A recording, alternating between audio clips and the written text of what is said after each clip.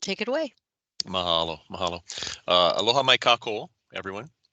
As Carol mentioned, my name is Ron Williams Jr. I'm an archivist here at the Hawaii State Archives.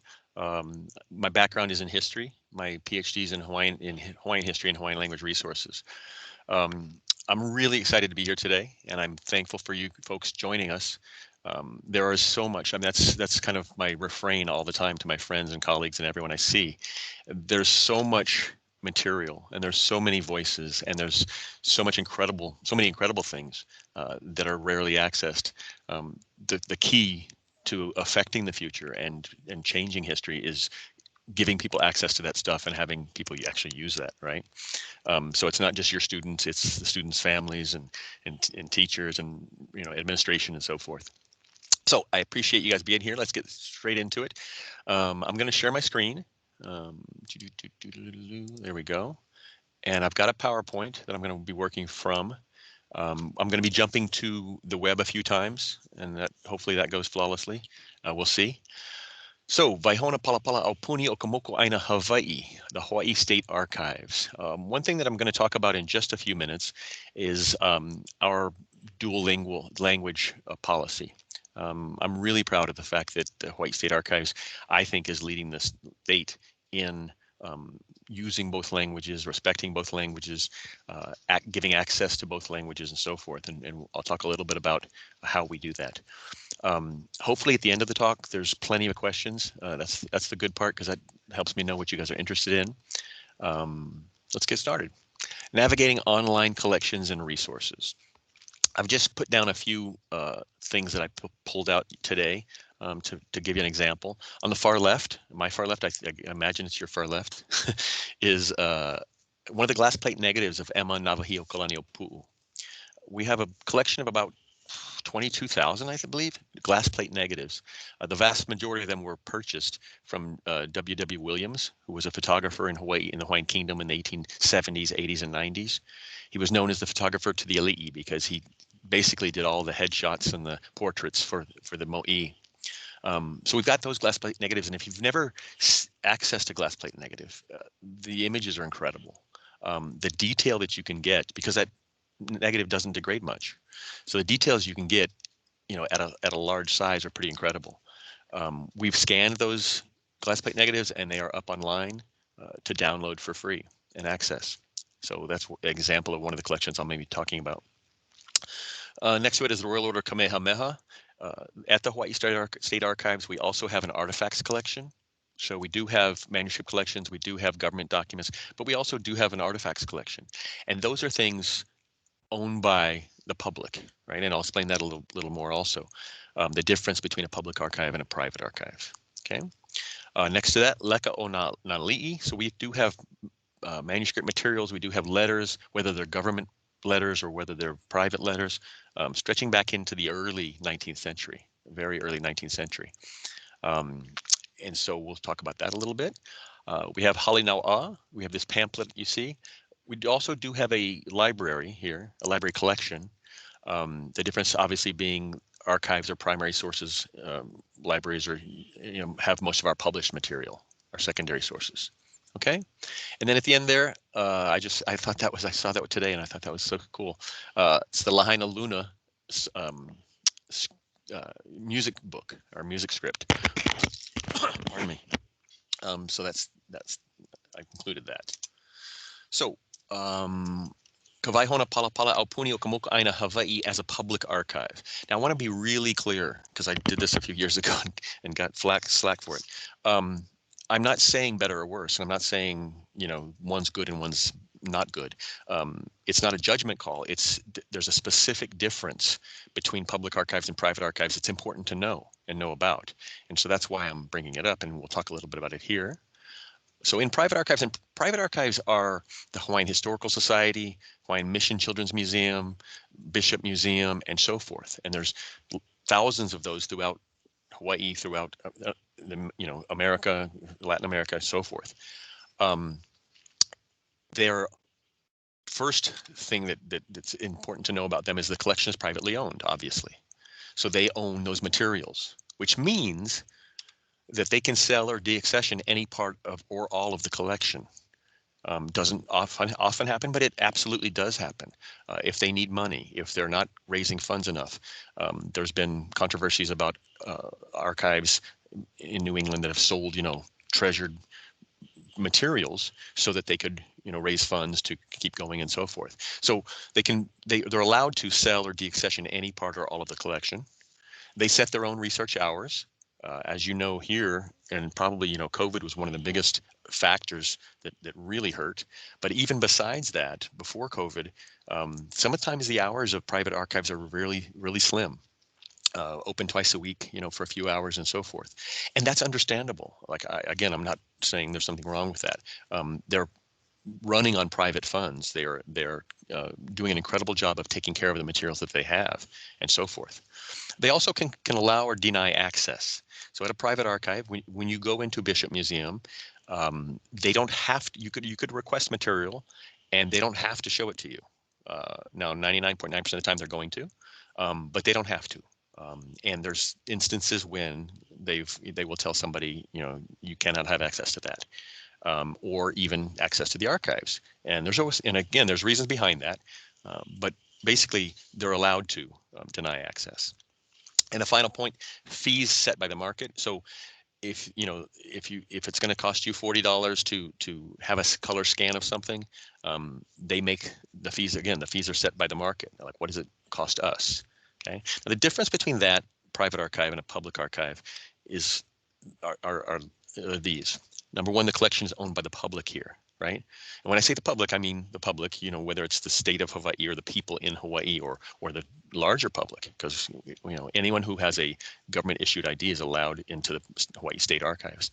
And so the collection is literally owned by the people of the state of Hawaii, which means that the collection must stay intact in perpetuity by law. So all of these things I'm mentioning about the public archives are written into the statutes, and they're by law we have to follow these rules. Research hours are set by the legislation, and they are Monday through Friday, other than holidays, 9 a.m. to 4:30 p.m. And I'll point out, we were open during COVID. There was about, Carol can correct me if I'm wrong, I think it was about 2 months that we worked from home, but we were declared an emergency agency of the government because we certify name changes and court documents and so forth. And so we did get called back into work, and we worked throughout COVID, at first a couple days a week, but eventually 4 or 5 days a week. So again, it's a public function, right? Mandated by law to allow access. If someone comes in the archives and asks to see something, we have to show it to them. Now, there's instances when materials are extra delicate or so forth, where you'll need to make an appointment because an archivist will handle the document and show it to you and turn the pages and so forth. But our collection is absolutely accessible by the public. Next thing, fees set by legislation, right? And this is one of the archivist's biggest gripes, is that if it costs, our certifications cost $2.50. Copying costs 25 cents a page, which I'm super happy about, except for the fact that it means that a lot more people are ordering, 4,000 page certifications and so forth. And so it's much less expensive to access materials and get them duplicated and so forth. Okay, so I just wanted you to understand where, what the public archive is. And the main reason I do that is because I want you to take advantage of that, right? I want you to understand that you can come in anytime from Monday through Friday. You don't need an appointment. You can walk in anytime Monday through Friday, other than holidays, during our hours that we're open, and access things. Anything in here you can access. Again, certain things like artifacts and delicate materials you need to make an appointment for. Okay? You're allowed to take all the pictures you want. Once you sign a release form, you can take any pictures you want for free. We have a free scanner that allows you to scan documents also. Okay, so that kind of gives you a little feel for who we are. Moving on, the what, how, and why of HSA accessions. So what do we have and how do we get it? And I don't want to spend too much time on this. I want to get to content, and I will. But I want many people don't know what our collection is. As the public archives, our primary kuleana, our primary responsibility, are government documents, the voice of the government. And this is our kind of mission statement. The Hawaii State Archives mission is to ensure open government by preserving and making accessible the historic records of state government to partner with the state agencies to manage their active and inactive records. Okay. Now, what that means in action is that the legislature, the judiciary, the executive branch, and so forth, and DLNR, and blah, blah, blah, all these state agencies are required by law to keep their permanent records forever, right? Now, records get classified as permanent or non-permanent and so forth. Non-permanent records are stored for a certain amount of time and then destroyed. And these are, memos and things that aren't deemed of permanent value. And so, but the things that are of permanent value are required by law for the departments to keep. Now, they don't have to send them to the Hawaii State Archives. They can keep them themselves.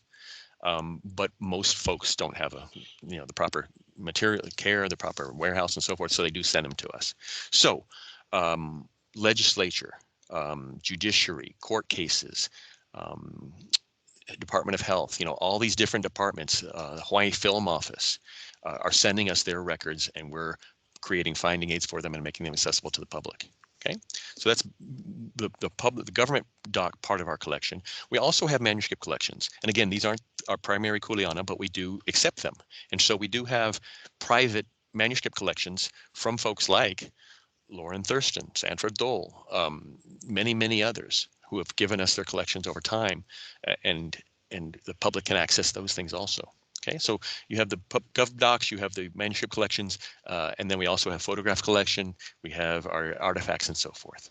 Okay, these records date from the monarchy to the current legislative session and also include the papers of individuals and organizations, photographs, maps, artifacts, rare books, 19th century newspapers, and so forth. Okay, so kind of a really diverse collection, and quite broad, quite prolific. You could be here a lifetime and not see half the stuff. What I want to point out now, and again, after this I'll get into the content, but what I want to point out now is our support for Hawaiian language. And this is an issue that obviously is very important to me and everyone here. And I'm very proud of the fact that I think we are probably the leader in the state as far as dual publications. Everything we publish is done in Hawaiian and English. Our materials, our research guides we're turning them into Hawaiian, we're publishing them also in Hawaiian. But I think most importantly, our digital archive is going into 2 languages. And so the descriptions of the materials, the location of the materials, the information about the materials and the materials themselves is Makololo Hawaii and in English, right? So you're able to search in Hawaiian. Whether you use the diacriticals or not, doesn't matter. You're still going to see the same results, and I'll show you a little bit of that later. Okay, so most folks understand and know that Hawaii has 2 official languages, right? English and Hawaiian were made official languages of the state by the Hawaii State Constitution. What's less known is the kind of escape clause that they put in there. And that is that the entire quote says, English and Hawaiian shall be the official languages of Hawaii, except that Hawaiian shall be required for public acts and transactions only as provided by law. And what that means is, unless they pass a law about it, then the government is not required to use the Hawaiian, right? And so it's kind of like Hawaiian homelands and not funding it and so forth. But the understanding is this is something that should be done, right? So again, we've embraced that. I'll show you how, example in our publications, right? So if you're doing, if you want to know about the Hawaii State Archives, we have that Makololo Hawaii and Makololo Beretania. We have the genealogy resource packet there also in Hawaiian and English, okay? And I want to show you a tiny bit about how it works and how kind of cool it is. So if we access the HSA website here, I'm going to do that. Okay, and we go to the digital archives, which is right here. And I'm going to be going there plenty of times, so don't worry about if I'm moving fast.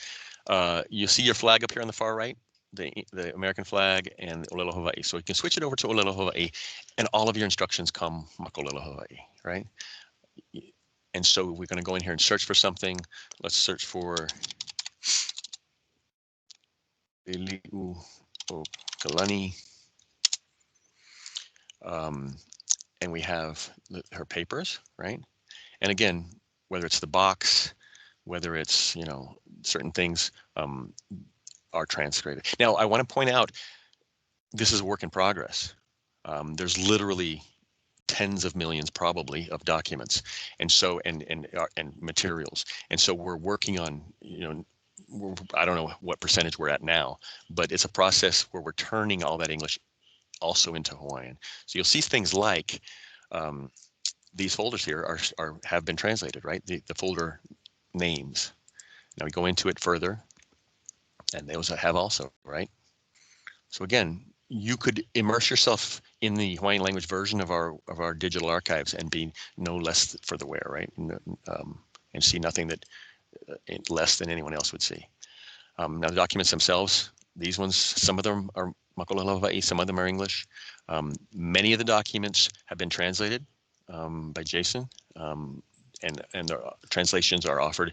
Once they're done, they're offered to the public also with the documents. Okay, so that's an example of our Hawaiian language capabilities that are, as I mentioned, are still growing. I want to show you one more thing. If I look, like, if we go manuscript collection, again, now see, this hasn't been translated, so that's one we're working on, right? But this portion has. So again, getting there. Box 20. Yeah, kumu kanawai, right? So this is the supposed, or the draft constitution of 1893 that the Queen wanted to implement, and there it is, right? So items like that, again, accessible. Okay, now let's go back to the presentation, and we will get straight into searching. Okay, so one more thing: government records. How are they organized? So oftentimes when you go into an archive or a library, you go, but most people go by subject. I'm looking for hula. I'm looking for fishing. I'm looking for whatever. Well, if you're looking for fishing, and I'm not talking about pictures, but if you're looking for fishing in the documents, there's fishing documents throughout, you know, dozens and dozens of different collections, right? Because there's laws about fishing. There are Board of Education records about fishing. There are Attorney General records about fishing and so forth. So you have to understand, the government documents that we have are organized by the department of the branch. So the legislature has the ledge documents, executive has the executive documents, and so forth. Now we do have finding aids that are going to help you narrow it down. But sometimes we get those questions like, what do you have on hula? Well, how many lifetimes do you have, right? So it's a little different in that sense, that they're organized by branch or department. Okay, an example. This is an 1849 Hawaiian Kingdom passport, right? Issued in 1849. That would be Foreign Office and Executive, right? Because it's issued by the Foreign Minister. So Foreign Office and Executive. This is the one page of the Court Martial of Robert Wilcox from 1895. That's going to be in military and Navy, because these weren't judiciary trials. These were court martials done by a military tribunal. So it's in the military and Navy department, right? Okay, so you see that kind of organization. Manuscript files are organized alphabetically, which is wonderful, right? So if you're looking for the diary of Lili'uokalani from 1893, that's in the manuscript collections L, obviously, right? If you're looking for this pamphlet on the Constitution and bylaws of Halinau'a, that's going to be in manuscript collections H, right? And again, I'm going to show you where those are in just a second. So finding aids. You're more than welcome to dive into the digital archives and just see what's there and find stuff that way. But I still think the finding aids are still very, very, very valuable. They bring you to a specific item oftentimes, or at least a specific folder that you can kind of narrow your search, and you can actually use that citation that's listed in the finding aid, plug it into digital archives, and that document will come up, right? And I'll show you how to do that. Okay, so archives research is the term we're looking for. So if we go to the HSA website, okay, and I'm going to be coming back to this front page many times. So hopefully, and you'll learn how to get straight to the page you're looking to go to, right? And whether you want to, you know, pinpoint those or so forth. But I just want you to understand, if you're starting from the front page, this is how you do it. So here's our front page, Hawaiʻi State Archives. It's actually AGS, because we're part of DAGS, accounting and general services at .hawaii.gov/archives with an S. Okay, and you're going to scroll down a little bit, and you're going to see research our records, and there's archives research. Okay, a lot of other materials, but what we're looking for when we're looking for the finding aids is archives research. Okay, so archives research, we click on that.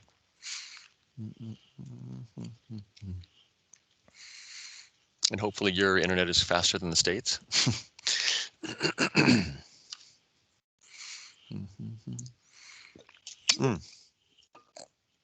Okay, so archives research. So we scan down a little bit and we start to see the different departments, right? Accounting and General Services, Committee on Aging, Attorney General, Budget and Finance, Office of Children and Youth, the Constitutional Conventions, and so forth. Education, Below those, we see the manuscript collection. So these are all the government agencies and departments, right? We're going to scroll down. And below those, you see the manuscript collections, right? Again, by alphabetization. Okay, so go back there. I want to show you education. Now, many of you are very familiar with finding aids. I'm going to run through these quick. So you have a table of contents, obviously. This is what it has. Date ranges, right? Minutes of the Board of Education from 1855 to 1985. It's a massive collection, right? Textbooks, student essays, things like that. Then we have a description of the department and its history, right? So the Department of Education was established in 1840, right? Board of Education, what are the different phases it went through? That material is listed for you to give you context. And then there's scope and content note, which tells you how big the materials are, how volume-wise. Series descriptions, right? And then finally, the container lists. And the container lists are what you're really going to be looking for. And I'm going to show you over here. Oops. Let me open up back again. Okay. Container lists are toward the bottom. Let me grab that there. Okay. And so you'll see incoming letters to Minister of Public Instruction and Board of Education, right? 1853. So say you're looking for 1855, Hawaii Island, January 20th, right? And so you're looking right here, 1855, Hawaii Island, January 20th. This is your citation over here, 261.64. Okay, so we're going to highlight it, copy it. We're going to go back to our archives. Oops, there we go. We're going to go to our digital archives, which is right here, and we're going to plug it in. Oop, let's go for the English one for the time being. Okay. Okay. Most of you know the parentheses means it looks for an exact document, exactly what you've written. Whoops. Okay, let's go back. Let's try that again. 261. Let me try. Okay. Let me go. Just try 261.45. Oh, column I. Okay, let's go back.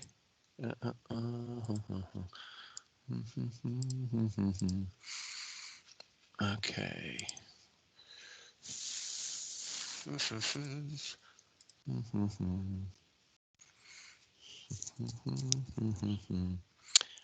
It didn't copy from my thing, so okay, fine. We're going to go back to the archives research, finding aids education. We're going to grab a citation. Okay, 261.5310. Okay, 261.5310. Okay, so we go back out of that. We go back to our digital archives.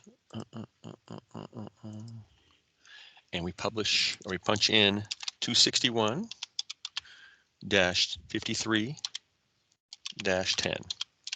-10.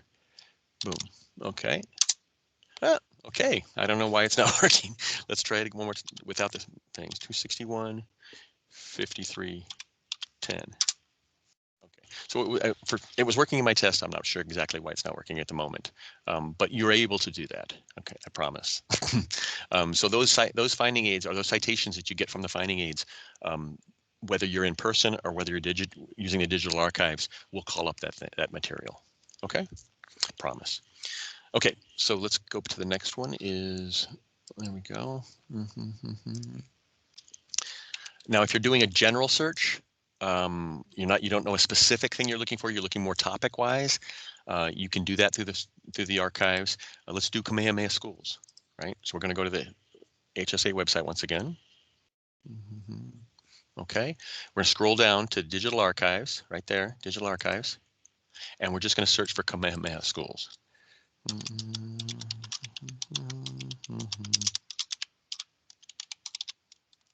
Okay, and we're going to get lots of material. Okay, so you'll see subject index card, and I'm going to talk about these different collections later. But for now, just understand there's lots of different hits you can choose from. Subject index cards, land by place name, photographs, all kinds of stuff. So let's look into Kamehameha School for Boys. This is coming from the subject card index, right? And they're subject cards. These are index cards that were created by archivists over years and years and years that point you to materials about that topic. They're not complete, obviously, but there's lots of material there. And what you'll do is look around the left-hand side, and it'll often tell you the source. So this is Kamehameha School Boys Hawaiian Annual 1887, page 84. So in that Thrums Annual, published every year, you look at the 1887, page 84, and you'll see work commenced on the school at Kalihi and so forth. Okay, pretty straightforward. There'll often be newspapers, right? Like the Hawaiian Gazette, 1887. Many of you know, but Chronicling America is put out by the Library of Congress, is probably the best, I believe, English language newspaper site for Hawaiian papers. Papakilo is the one I use for Hawaiian language site. And so you'll see those mentions here. Now, up until about 1922, they're available online for free. After that, they are still under copyright, and so they're available from pay sites, or the state library has the microfilm. Okay, there's the newspaper again, the Hawaiian newspaper, things like that. Let's look down a little bit. Kamehameha School for Boys Star Bulletin and so forth. But you'll see there's 69 pages. So there's 69 entries just on that one hit for Kamehameha School Boys, right? There's also the chapel. There's also faculty, things like that. There's things like photographs. So you click on this photograph, you see Kamehameha School's chapel, right? Now these are most often high resolution photo images that we've scanned for you. Now that varies. It can be anywhere from 600 DPI up into 1200 DPI, but they're absolutely free for you to use. And we ask you that you please cite us, but you just, I'm lame on a PC, but I think it's right click and download, right? So you can, right click it, save image as to your desktop, okay? And that's how you access them. Now you'll see if there's more than one image, you'll see here 1 of 10 or 1 of 12 or whatever, and you'll use these to kind of scan through them, okay? So that's an image of an example of an image. Here's some others.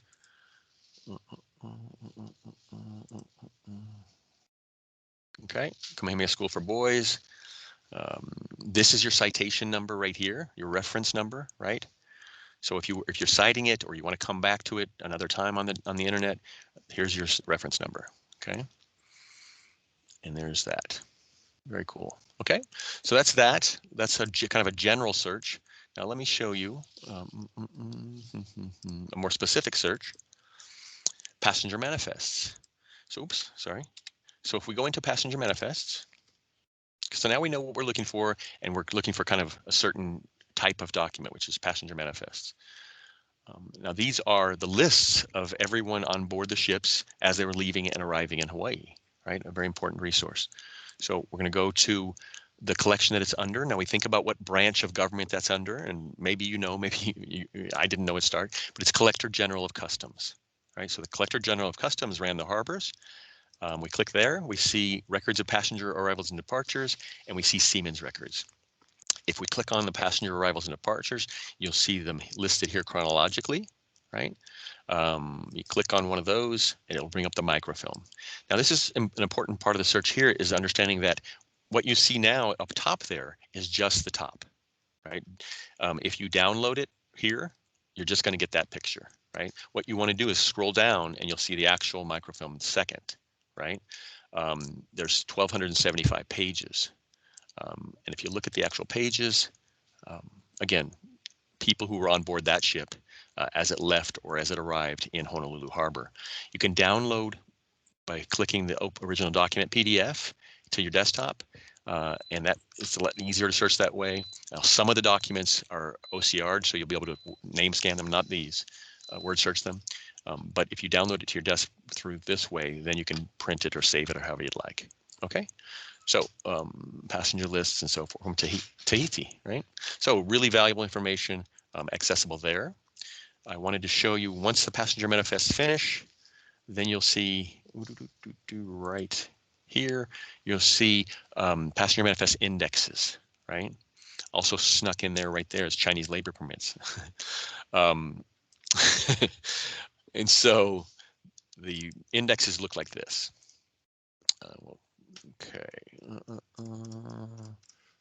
Right, there are cards and they'll tell you the ship, where it was headed, and the date. Okay, so if you don't know the date you're looking for, you can look by name, you can look by ship, and so forth, and that'll tell you the date you're looking for. That'll go back to the passenger manifest list and find that date. Okay, so that's that. Okay, let's close out of that and go to the next one. Exhibitions, an incredible resource I'm so happy and thankful for. Alice Tran is one of our archivists, and she does a lot of our online materials. But we've all worked to bring together certain, when we do Archives Month or we do certain exhibitions or so forth, when we do that, we scan everything we can find about that material and put it up online as part of an exhibition. And I want to show you how cool those are. If I go here, now we're going to go to our main website page again, always starting there.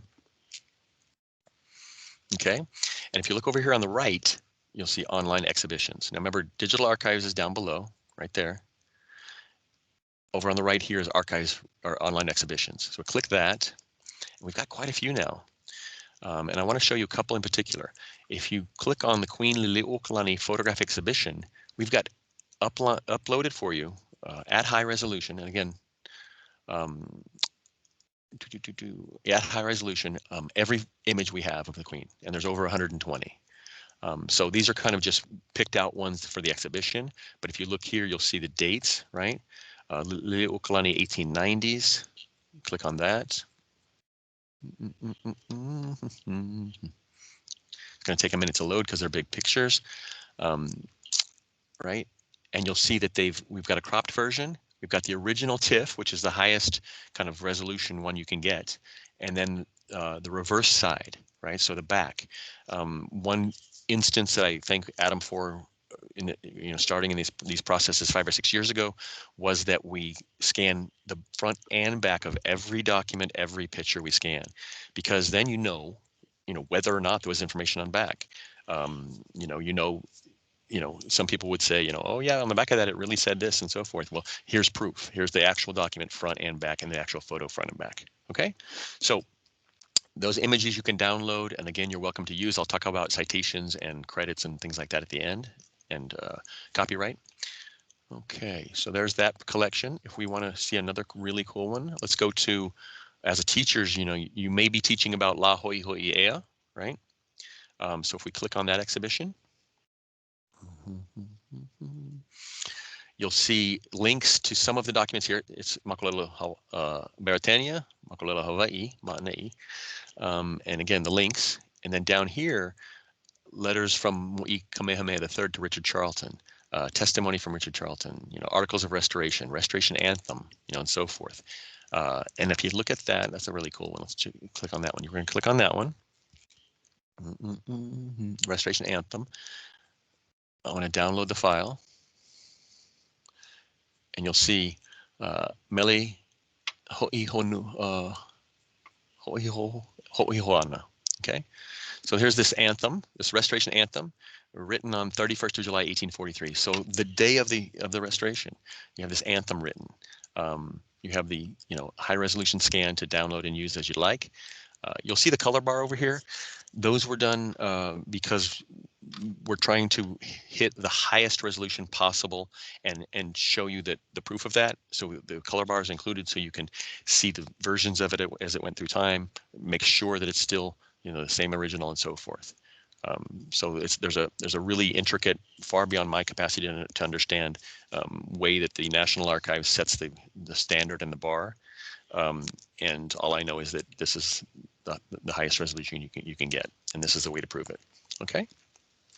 So that's that. Okay, we're going to go back to one more quick exhibition from Kekuhuna, right? We have the Kekuhuna manuscript collection, who was, Kekuhuna was a native informant for Bishop Museum, an incredibly knowledgeable man, again, in English and Hawaiian.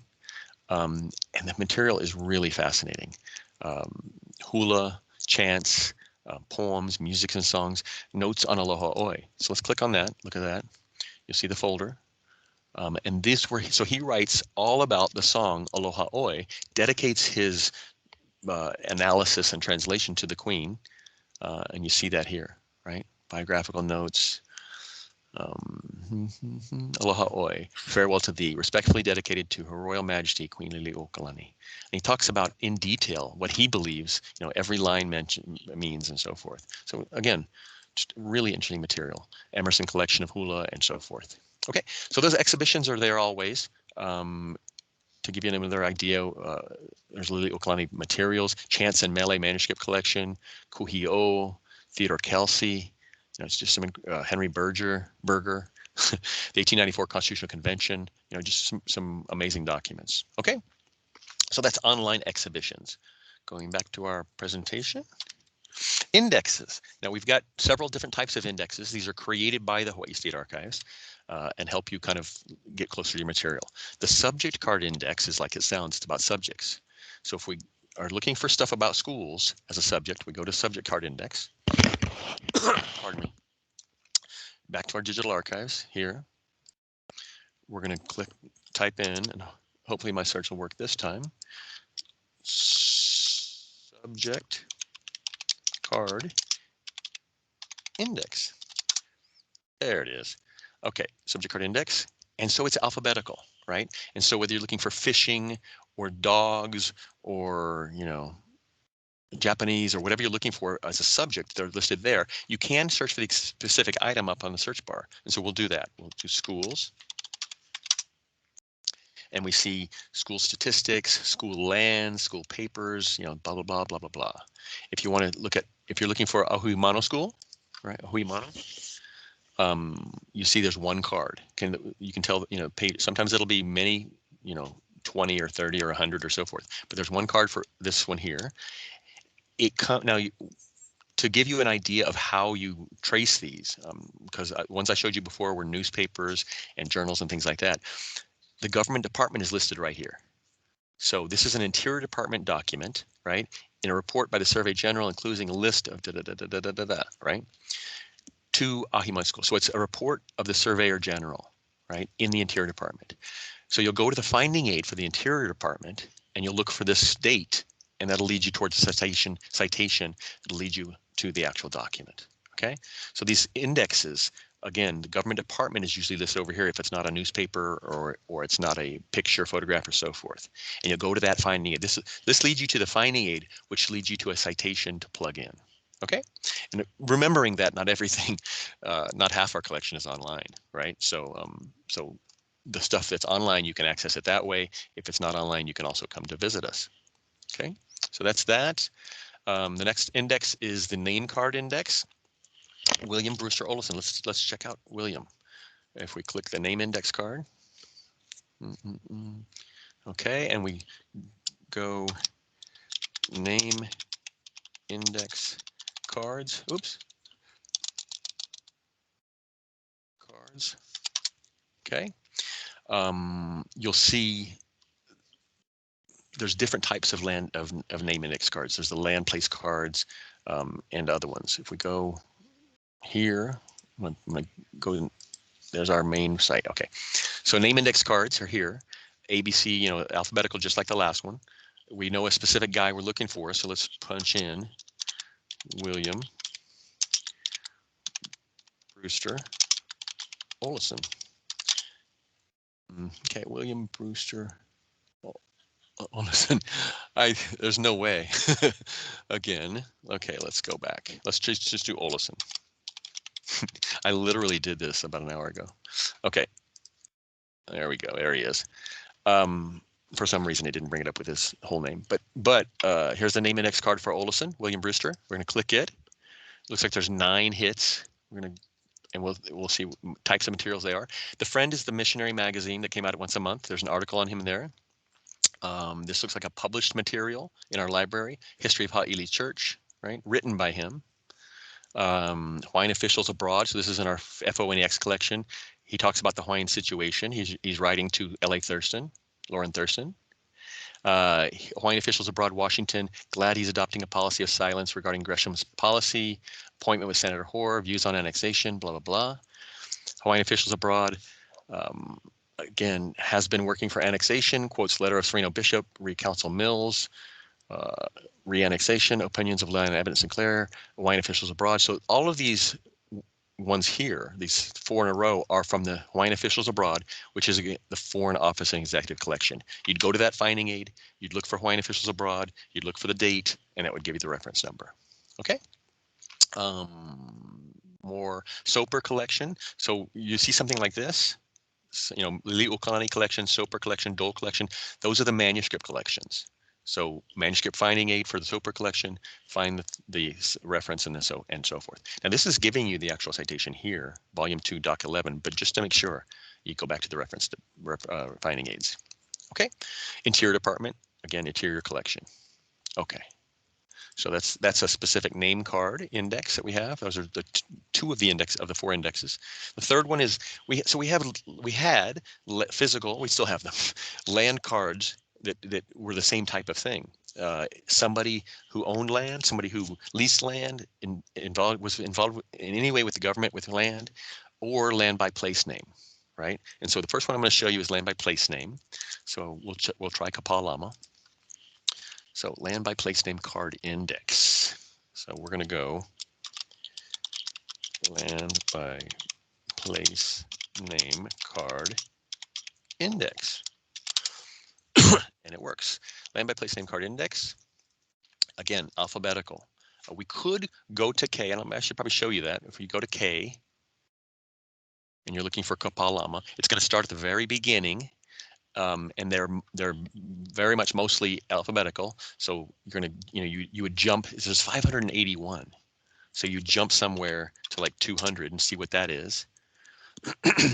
Right? KAO. So, we got close. So you go back and you are able to do it that way. It's a lot slower, obviously, but you get to see other things too. So it may be related and so forth. So sometimes people want to do that. So you can find it that way. Or, as I mentioned, you can go into the search bar and put Kapalama. Oop, I didn't spell it right. Kapalama. There we go. So you have claim in Kapalama, you have land in Kapalama, lot in, and so forth. Kapalama Cemetery, we'll click on that one. This tells you the department, Public Works, 1904, Kapalama Cemetery. Okay.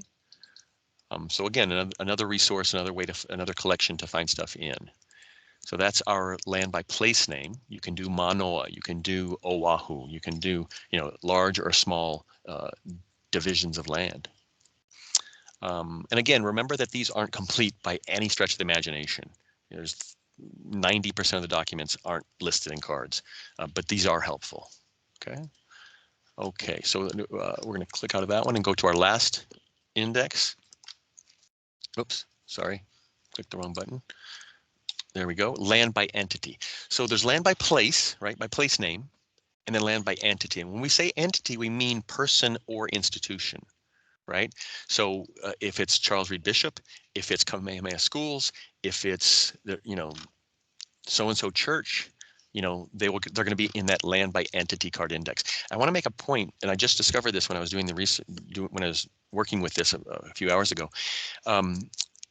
Check both indexes, because I checked for Kamehameha Schools in land by entity because they're an entity. Yeah. I'm sorry, my mistake. Yeah. I checked Kamehameha Schools in the name card index because I was looking for Kamehameha Schools. They are also listed in the subject card index.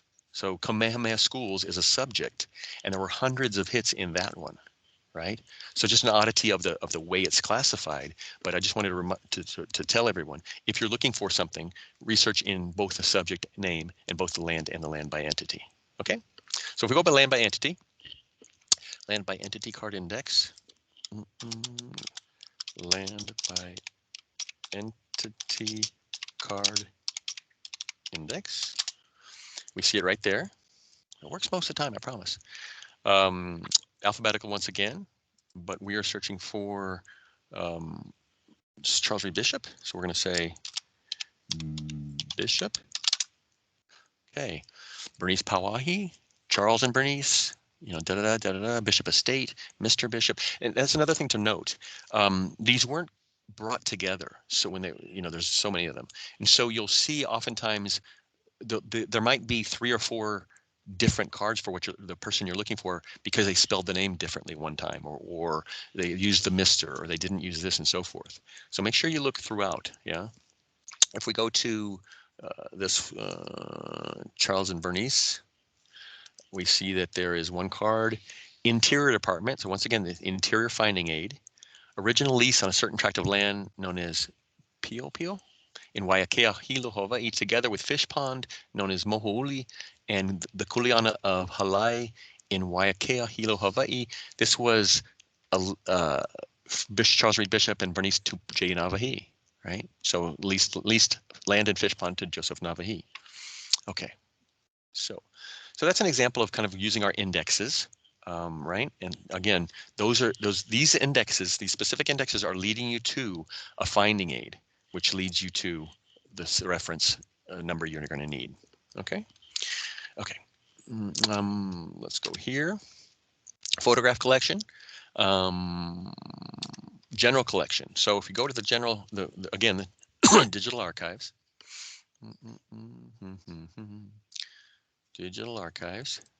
Now there are ways to navigate to it throughout our site, but we're using the digital archives today.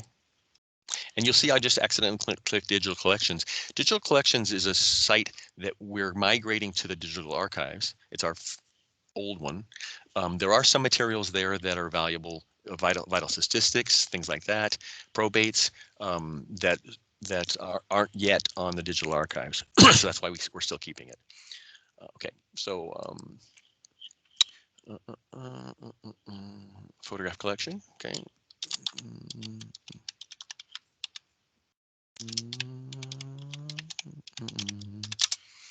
Oops. Okay. Did I spell it wrong? Yep. There we go. Okay. So we have several different photograph collections. We have a general collection, which is sorted by topic. And so if you're looking for hula, you're looking for a place, you know, Waikiki or so forth, you'll see it in places and so forth. So general photograph collection. We have other collections that are kind of manuscript collections, many of them, George Bacon, Brother Bertram, Ray Jerome Baker, and so forth. And so those collections are sorted by the way the photographer sorted them, Admiral Furlong, and so forth. But in our general collection, if you go there, again, you'll see topics. If you go, we'll say, let's go to here, bridges. Click on bridges. You'll see the different photographs. If you want one, you click on it. Again, right-click, download, save as, and there's your photograph. Okay. Many different topics.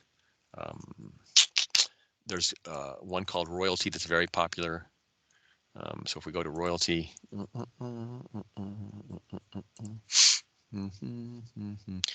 okay, you'll see the Kalani Anaole collection, Kalani Moku, Kamehameha I, Kamehameha II, Kamehameha III. Click here. These are the images we have of Kamehameha III. Okay, so that's a way to search the general photograph collection. If we go to specialty collections, a couple of them though I was going to point out very quickly because I'm running out of time. Brother Bertram, I mentioned that one, right? And the glass plate negatives. Let's look at the glass plate negatives since we've only got time to see one. Okay. So if we go once again back to our photograph collection, I'll show you a secondary way you can search. So we're going to our digital archives and then going to there, but as you can see, there's a photograph collection link right here.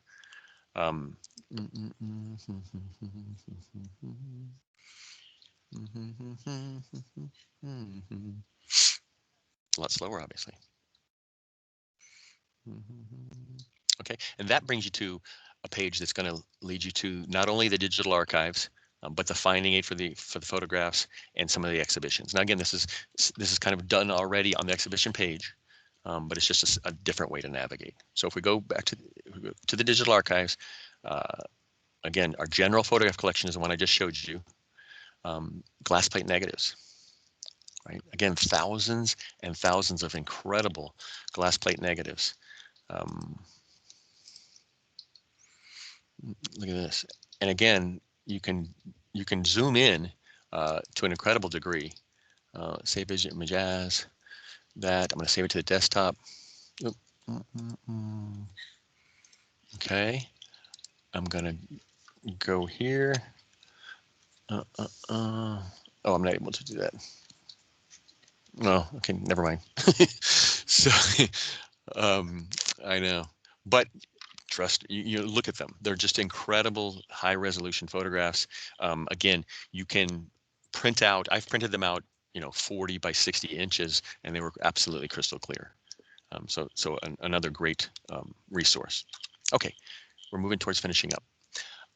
Duplication certification process. So online, there's an order for services form. So if you want to get a copy of one of these images, now the wonderful news is that if they've already been scanned, and again, public archives are trying to serve the public, if they've already been scanned, if that image has already been scanned, it costs you 25 cents to get a copy, a high resolution digital copy.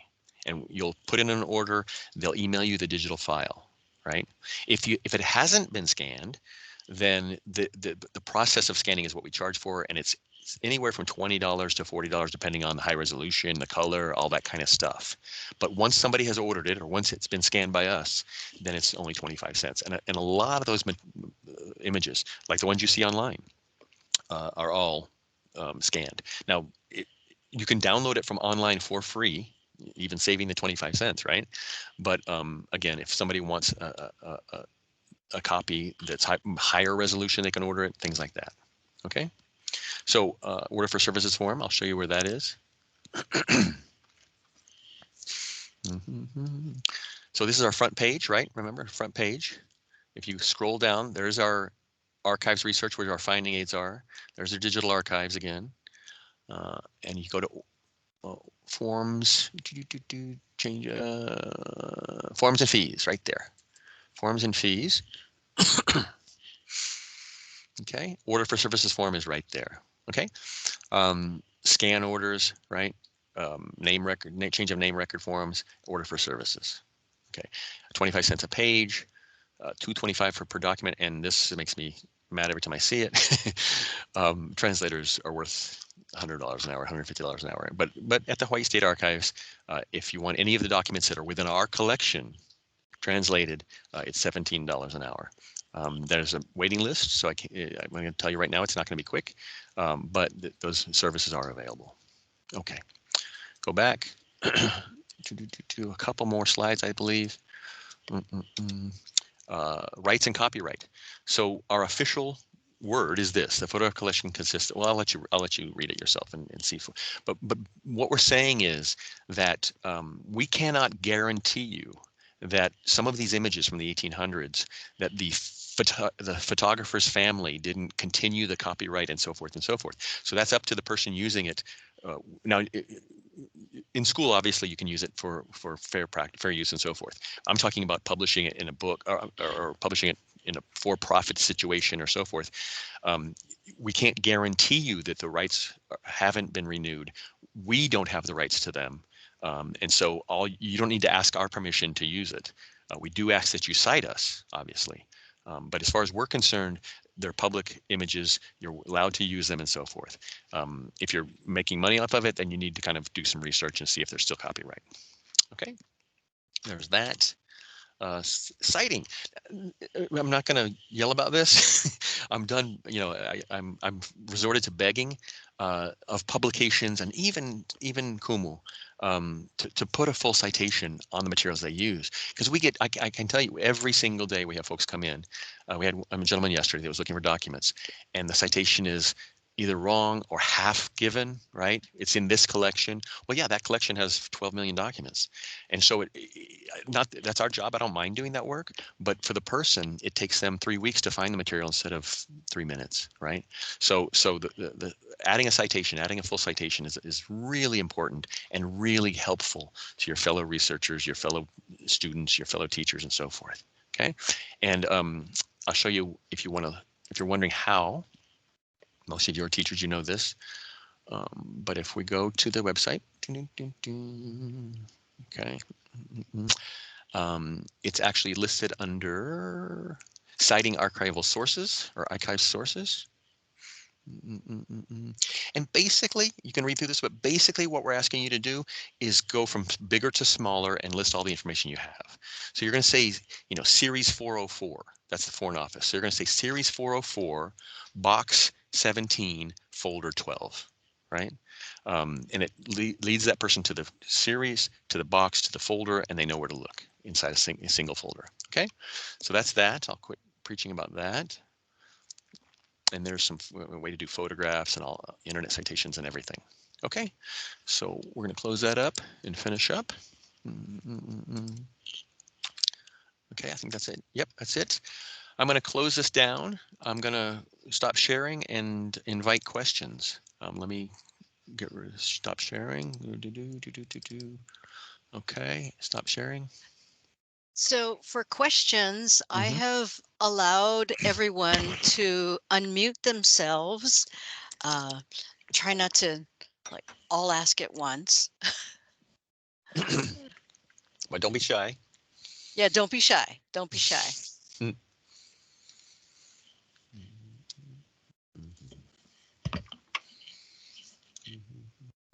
Aloha mai, because I'm not shy. Aloha. Okay, Yeah, very, very Please, specific. please state your name first. Yeah. Okay, this is Ku'ule. aloha Aloha mai. Kule. Aloha mai. I have a very specific question because I'm reading a Haumana's research paper and I'm trying to find information about it. It's very tricky for me. It's about, and it may take more time, so perhaps we may, email each other afterwards. I don't want to take up everyone's time.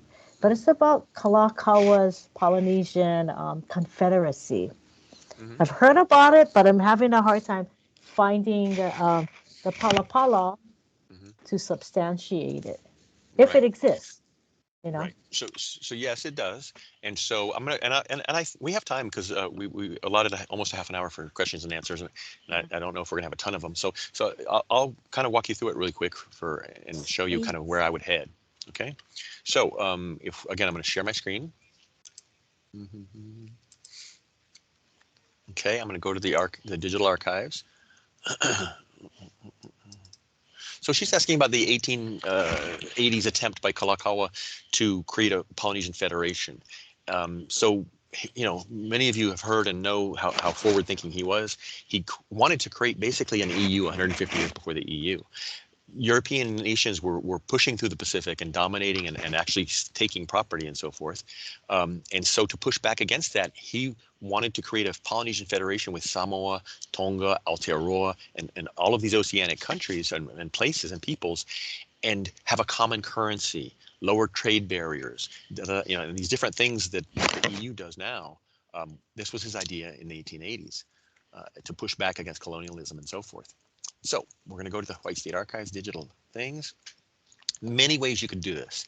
You could go in straight into the search bar and put Kalakaua Polynesian Federation. You could put Polynesian Federation. You could do those types of things. What I usually do is think by government agency, right? So that's going to be Foreign Office and Executive, right? So we can go into the FONX collection. I'm going to go to oops. I'm going to go to sorry, browse. Now these are our different collections that we have scanned and online. That collection, and the reason why I'm starting there is because that collection is online. The vast majority of the FONX collection is already online. So you'll see these ones here. We go to Department of Education, is interesting. The second page has Foreign Office and Executive, right? So we're gonna go to Foreign Office and Executive. We can do secondary research, or we can do secondary source research. You know, there's books that have been written about it, there's citations about it and so forth, and find out the dates we're looking at, right? And then we can go into these chronological files and look around those dates. And if you look in the chron files, you'll see there's different departments, local officials, privy council, you know, miscellaneous, you know, da da da da da da. So we can look for the dates, which in my head right now I'm thinking 1882, 83, but could be wrong. And we can search for it that way, right? Miscellaneous, da da da, immigration matters. Sometimes there's even hits like this, Samoan affairs, which that's exactly what you were talking about. Samoa was the first place that he tried to go send an envoy to, and that was on a ship called the Kaimiloa, and they went to Samoa, and they actually signed this agreement with Malietoa, but he wasn't completely in charge of Samoa, and the other chiefs rose up and so forth. And so this thing ends up dying, but there's some materials right there. We click on that. You'll see Samoan Affairs, Hawaiian Minister at Washington, miscellaneous documents, Samoan Affairs, Hawaiian Legation, and so forth. So I would start to look through that way. I would look in the finding aid for FONEX, right, to kind of give me more specifics. But let's look at topic. Let's look in subject cards and see if there's anything. So if we go subject card index, okay, Polynesian Federation. Results, okay. Kalakaua Federation. Kalakaua. Okay, so houses, and you can start to look through this one, right? Oftentimes there are hits like this. The other thing that I know is that the ship that went there was called the Kaimiloa, so you can search under Kaimiloa and so forth. So okay, so that's kind of how I would go about looking for the Polynesian Federation. FONEX being the center of that.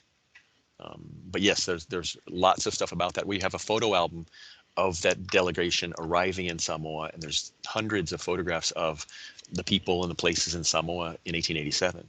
So lots of different material. Okay, not super helpful, but a little bit. Who else? Mahalo plenty. Aye. And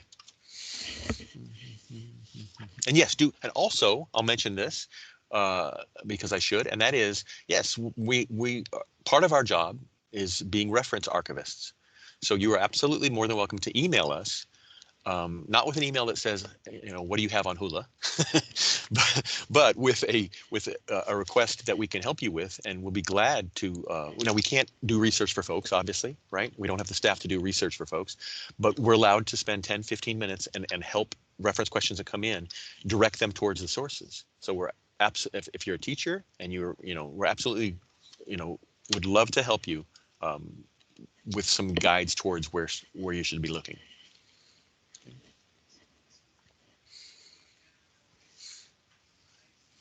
Who else? Questions?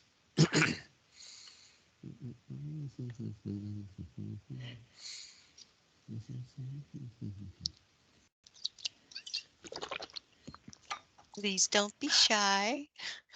Yes. If you're shy, then you can write it in the chat. Yes, you can always write it in the chat. I have a simple question. Yes. My name is Dana. Hi, and Dana. I was following along and looking at like the photograph collections and stuff.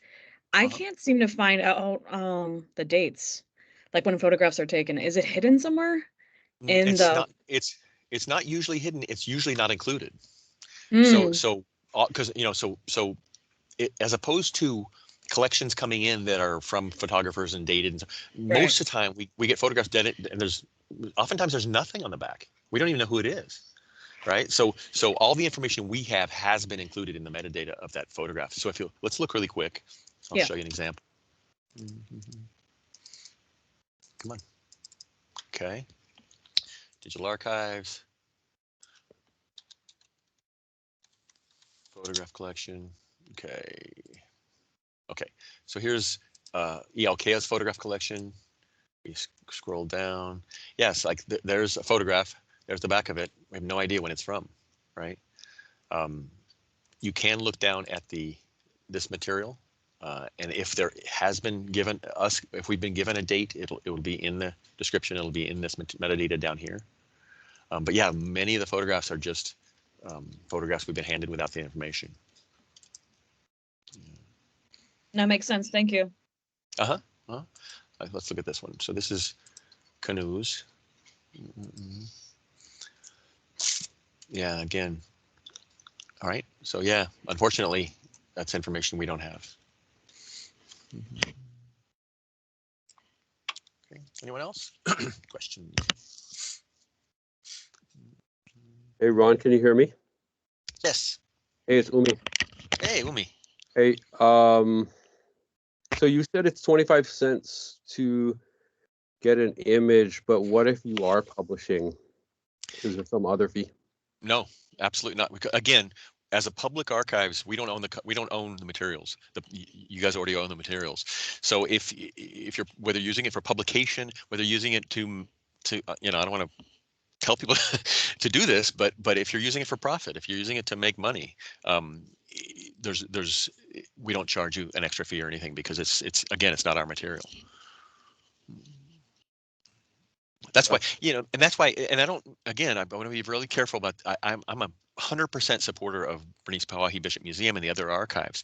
But one of the things I want people to know so they can take advantage of it is that where they have to, because they're trying to stay alive, where they have to charge you $40 for this or $50 for that, it's free from the archives because it's not our material. Yeah, it's big bucks over there. That's a great news. Yeah. Aye.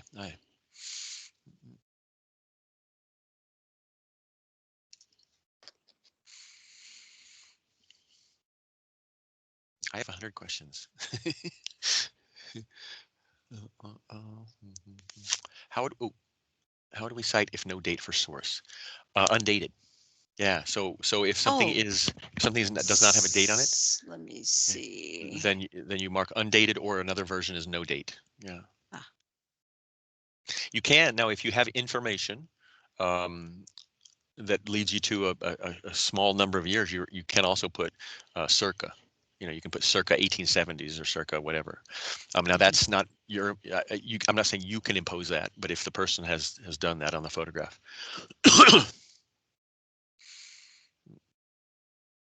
Oh, unable to. You want to type it, Sarah? Mm-hmm.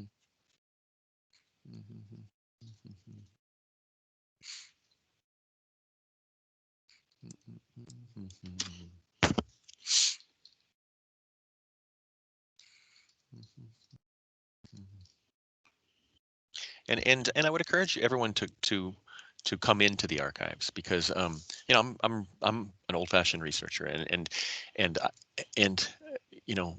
I can promise, and for what it's worth, I can promise you that there's a huge difference between doing all your research online and spending time in the archives. There's thousands of times when I've been looking for something and I've found it and found 2 books next to it that I didn't know about that were incredible. The people that work at the archives knowing the collections, things like that. And in my mana'o, there's mana in those palapala, right? So when you're showing your students a handwritten letter by Lili Ukalani in the in online, that's a different experience than there it is in front of you, on the desk. So I just recommend that people do come down and visit us.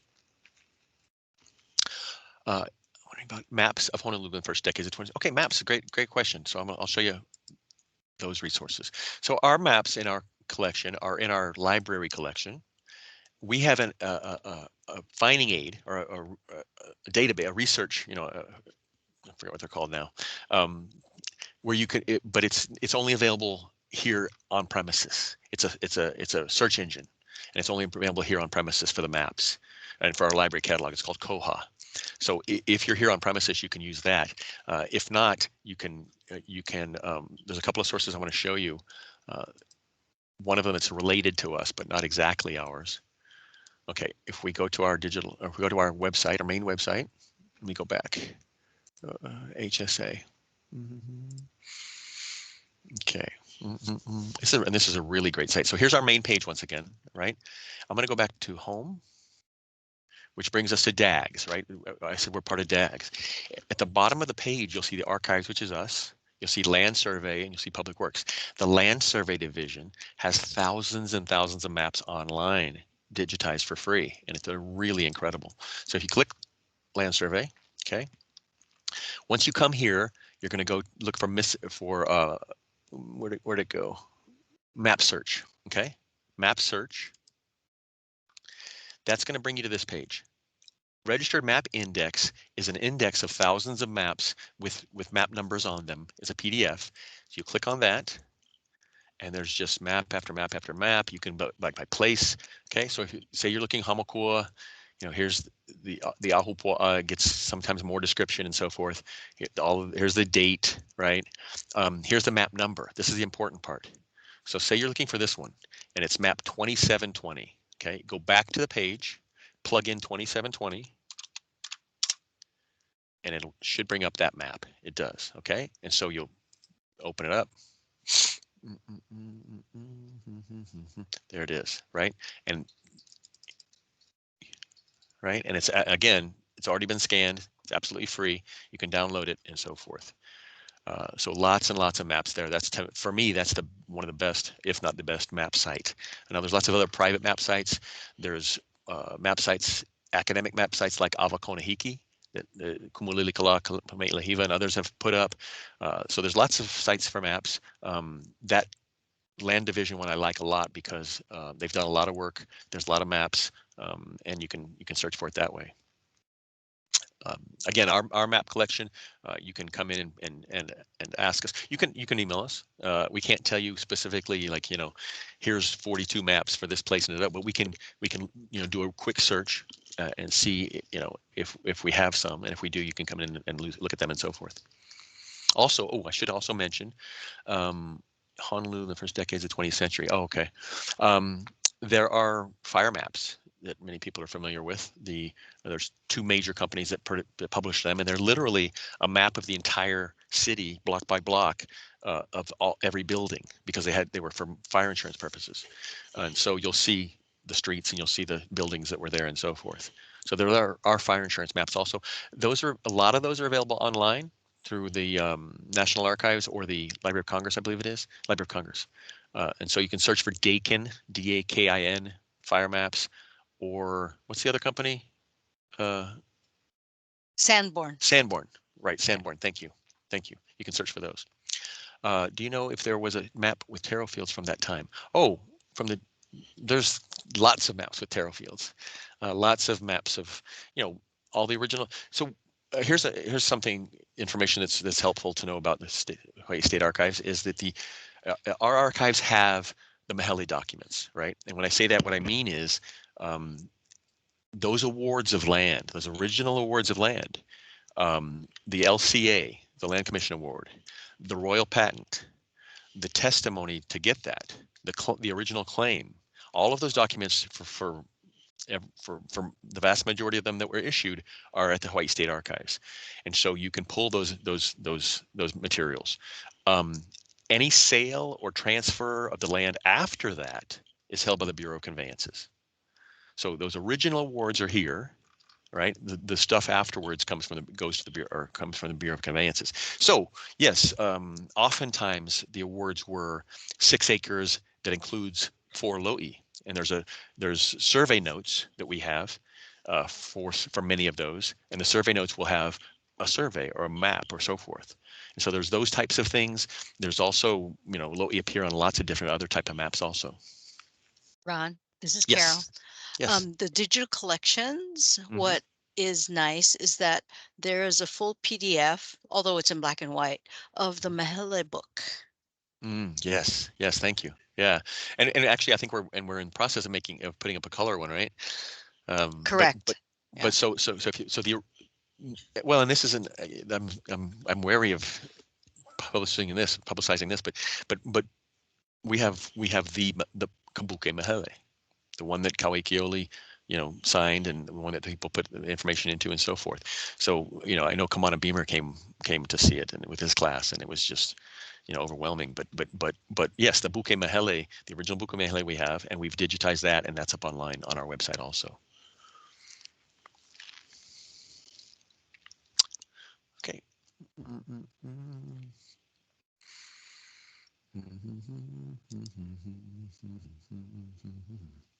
If anyone's interested in, the history of Kamehameha schools, there's tens of thousands of documents. One of the pieces I didn't go into was the education finding aid. That's a prolific collection. Just so many documents. I worked on a piece. I worked on a chapter. I wrote a book chapter about education in the Hawaiian Kingdom in West Maui, and this was before the fires. But doing that research was just amazing because the topics, the quality of material, the amount of material that's there is incredible.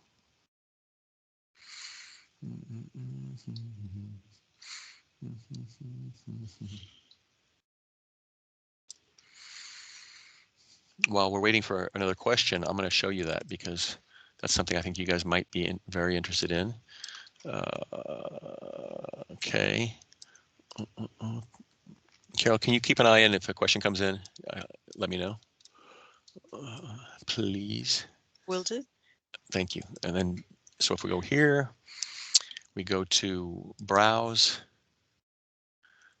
We see education, Department of Education, right? Oh, okay, that's not online. I'm sorry, I meant to go to the finding aid. And so the education department, there's very little that's online, but if you are willing to come in, this is what you could, this is what you could access. Okay, again, we're going back, scrolling down here, going to the archives research to see the finding aids.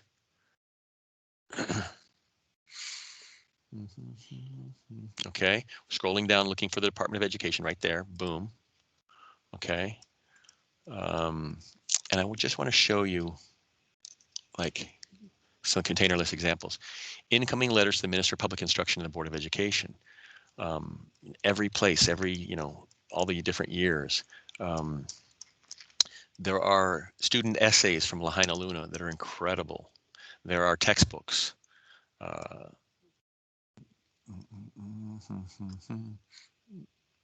There are collections after collection after collection.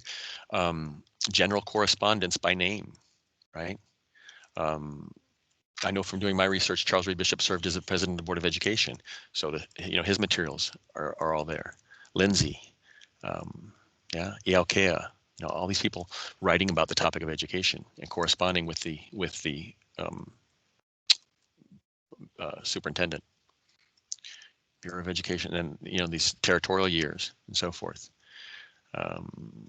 Foreign language schools and so forth.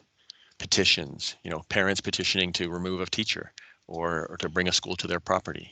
All of those materials and ideas are there. Oh, the one piece we do have up online from the Education Department are those Reinecke files, which were social science interviews and so forth that talked about at UH that talked about education and race and ethnicity and plantation times and things like that. Super interesting. Oh, Steve has yes. Steve has a question as Yes. well as Umi. Okay. Yeah. Oh. Hey Ron. Hey, aloha. Sorry. I had a quick question. So Sure.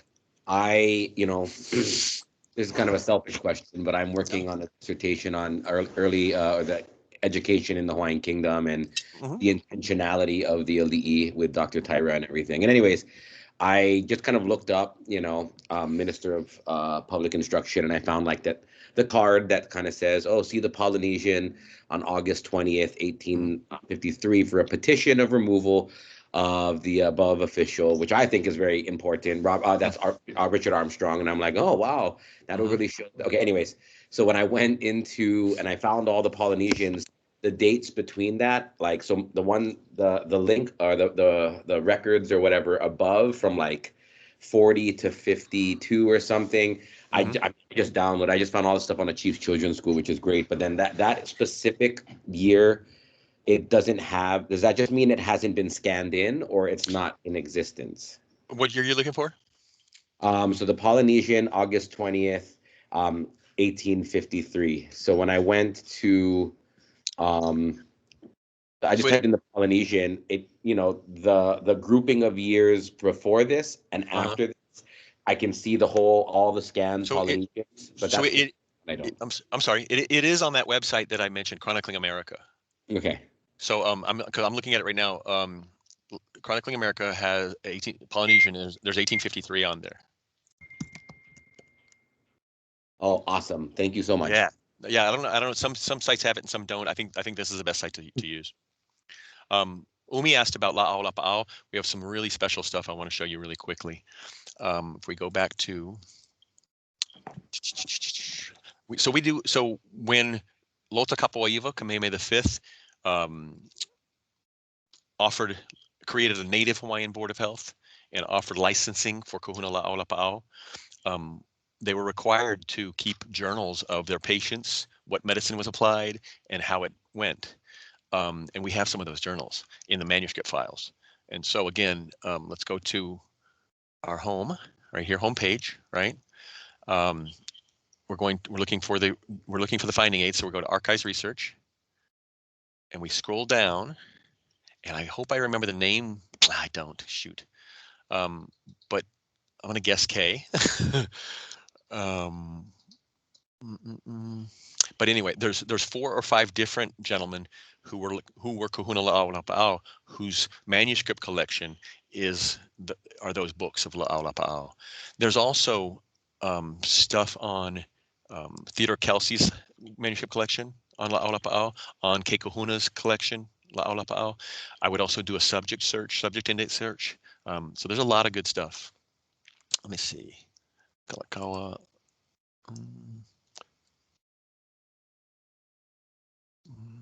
Kuhio has material on La'aulapa'au.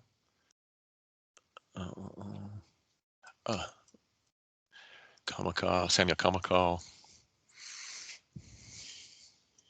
So I had texted you earlier about this, and I think my question is less selfish than Steven's, because a lot of people are interested in this idea that Kalakaua and Kamehameha V brought practitioners to Oahu to record their knowledge. That's what I was getting at. I'm just looking for any kind of example, and La'aulapa'au came to mind. Yeah. So one thing, there's not relatively, there's not a lot of material from and on Kalakaua. And I say that, I mean, there's a lot of stuff, but diaries, notebooks, journals, things like that. There's not a lot. I've heard that story also. I myself haven't. There's a billion things I haven't seen, so it is likely out there, but I haven't seen anything, come across anything. There's these, like, as I mentioned, there's these books, like I have one on the page here. There's those. This is 1868, 1875. So this is his book, 1875. There's not notes and diaries and things like that in it. The other thing I would mention is on the reverse side, there's also a connection that come 1894, there, I think it was prior to the Republic. I think it was PG. The